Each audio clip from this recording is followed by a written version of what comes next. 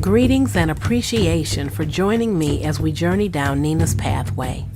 Let's take an excursion which enlightens and enthusiastically welcomes those wishing to journey this path collectively. Keep in mind though, there are at times those unavoidable bumps in the road which causes this passage to be challenging. Enlightenment doesn't come without its obstacles. Fret not though. We will press on and comprehend that enlightenment doesn't have a destination, but rather it is a continuous, flourishing journey. Let's begin.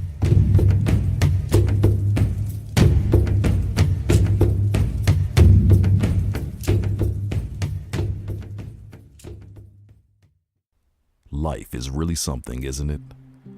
As you travel through the various stages of existence, you laugh, cry, love, hate, feel pain, being both the reaper and the sower of these sentiments.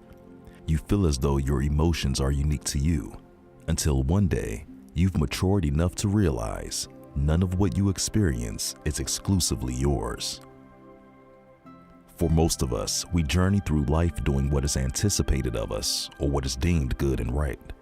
Rarely do we set and live by our own standards because the notion to surrender to pre-described values is well ingrained in our psyche.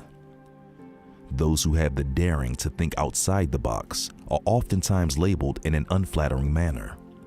We've come to accept we are supposed to commit the greater portion of our lives working diligently to enhance our lives, mostly from a superficial standpoint, while discounting the more profound.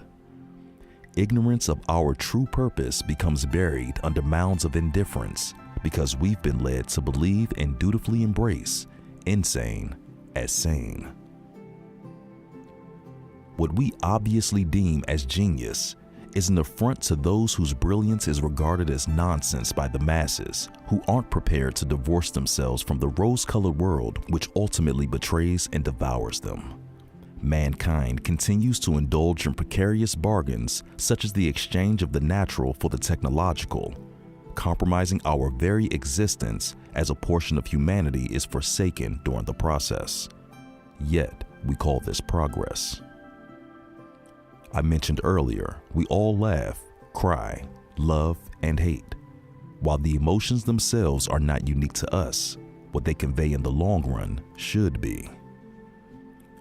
As one of the most complex machines to exist in this world, such predictability of man's behavior should not be easily foretold. Instead of appreciating the uniqueness of our individual selves, we've been reduced to cataloged items which can be diagnosed because we all basically travel down the same blueprinted path. It is through education, religion, and politics we are told how to think and feel. Subsequently, we are encouraged not to think or feel too much.